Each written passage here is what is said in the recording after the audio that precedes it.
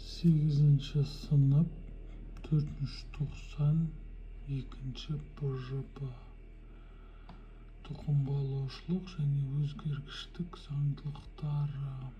Бұл жерде бірінші тапсырма: бір дұрыс жауапты белгілеңіз. Ағзалардың жалпы қасиеті ата-бабаларына ұқсас болуы. Ол әрине бізде тұқымқуалаушылық, иә? Келесі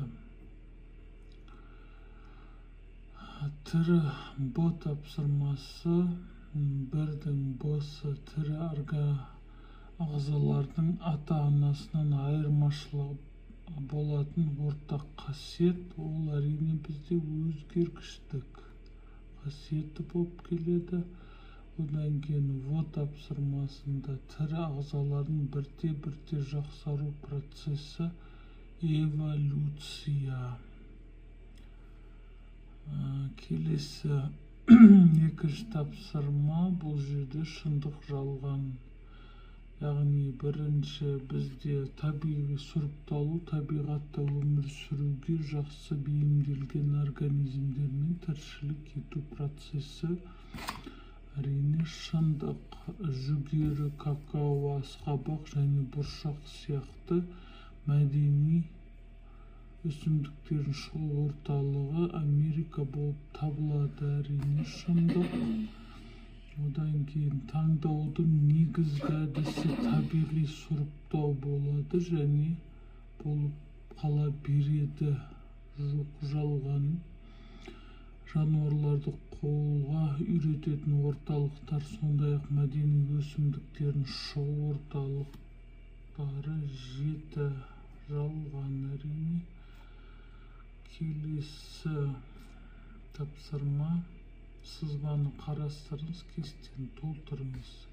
Яғни орталықтардың атауы: жерорта теңізі, Абиссин, одан кейін оңтүстік Америка. Бізде жерорта теңізінде беде, жасымық, көптеген көкөніс дақылдары, зәйтүндер шыққан.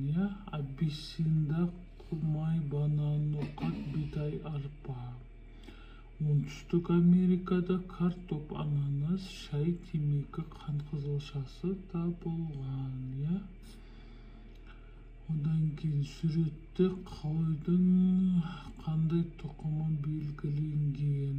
Бұл жерде қазақ арқары мераносы қол тұқымы.